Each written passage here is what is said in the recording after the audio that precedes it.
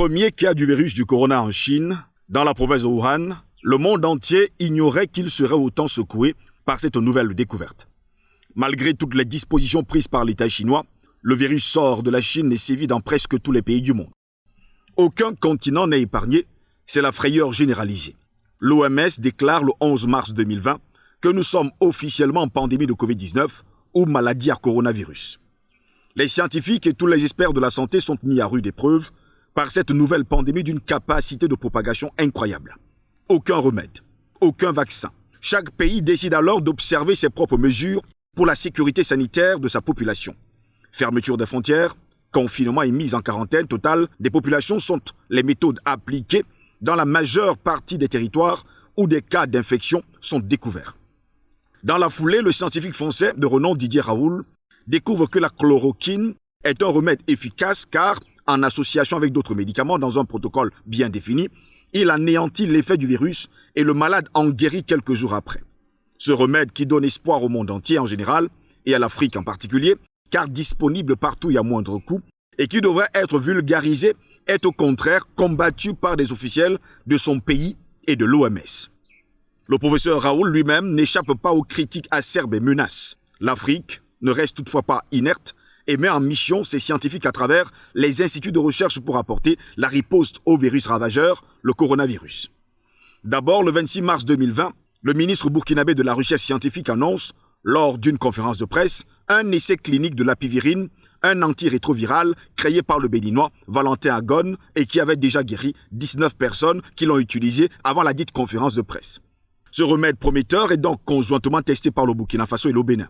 À l'issue de ce test clinique, le résultat est largement positif, mais contre toute attente, le remède est torpillé par des organismes locaux de santé dont on peut aisément imaginer l'affiliation internationale. C'est dans cette dynamique que, le 20 avril 2020, Madagascar, à travers son président, son Excellence M. Andry Rajoelina, fait l'annonce officielle de la découverte de son remède maison, le Covid Organics, ou CVO, qu'il met à la disposition de sa population en priorité et à l'extérieur par la suite. C'est un remède à base d'artémisia, une plante répandue dans le pays et dont les valeurs médicinales sont reconnues. Ce remède, le Covid Organics, a été développé par un jeune médecin congolais, Jérôme Mouyangui, à l'Institut malgache de recherche appliquée, en collaboration avec plusieurs chercheurs et scientifiques malgaches. Et le résultat est annoncé concluant après un test clinique rigoureux. Mais là encore, sans aucune vérification ni expertise, l'OMS refute le remède de Madagascar en annonçant qu'il n'existe aucune preuve scientifique que le remède Malagasy puisse prévenir ou guérir du coronavirus. Et pourtant, cette énième réaction de l'OMS, cette fois-ci face au remède Malagasy, suscite à la fois interrogation et indignation dans les masses populaires africaines en particulier et en général dans le monde en quête de solutions. Pourquoi un tel mépris de la recherche scientifique africaine et tous ces cris d'orfraie devant un remède là où l'OMS même annonçait le 18 mars 2020 que le continent africain devait se réveiller pour éviter le pire qui s'annonçait? Que voulons-nous? Que nos malades guérissent? La polémique peut continuer, mais la chloroquine soigne et ça marche au Sénégal. Face donc au diktat du coronavirus, l'hécatombe qu'il crée dans les nations dites grandes puissances et la grande incertitude qui en découle, chaque pays puise en lui-même pour apporter la riposte nécessaire afin qu'au-delà des gestes barrières pour freiner la propagation du virus, un remède et un vaccin soient trouvés. C'est ainsi que Madagascar, ayant pris en exergue toutes les vertus de l'artémisia, l'a associé à d'autres produits pour sortir le Covid Organics. Tout comme le Burkina Faso et le Bénin, qui ayant associé l'apivirine à d'autres produits ont trouvé la solution pour maîtriser la situation.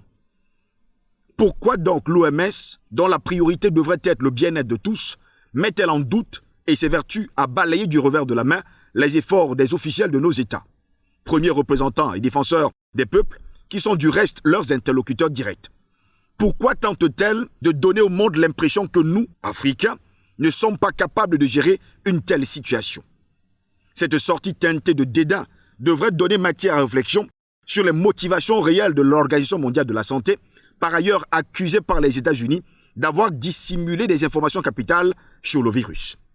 Si nous ajoutons à cela les accusations de nombreux pays entre eux, notamment sur les détournements et vols de masques, etc., nous pensons que face à cet imbroglio généralisé et l'incapacité de l'OMS, l'Afrique a eu raison de prendre ses responsabilités et de ne pas attendre un miracle qui viendrait d'ailleurs.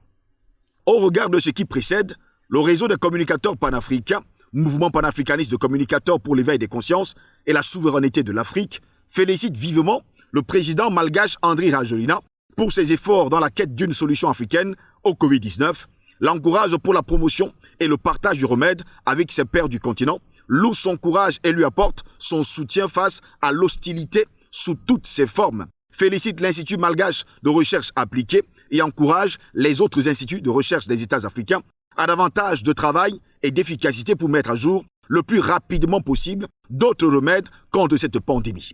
Encourage le Burkina Faso et le Bénin à ne pas céder à la pression et aux intimidations et à continuer d'utiliser la pivirine pour soigner et protéger leur population contre cette pandémie. Salue les chefs d'État du continent, Sénégal, RDC, Guinée équatoriale, Guinée-Bissau, Congo-Brazzaville, Gabon et les autres, qui malgré les propos dissuasifs de l'OMS, font montre d'une solidarité africaine envers Madagascar et surtout d'un amour pour leur peuple en passant des commandes du Covid Organics tout en encourageant les autres chefs d'État à leur emboîter le pas. Lance un appel aux chefs d'État du continent afin de soutenir efficacement les recherches scientifiques dans leur pays pour relever les nombreux défis qui sont imposés au continent.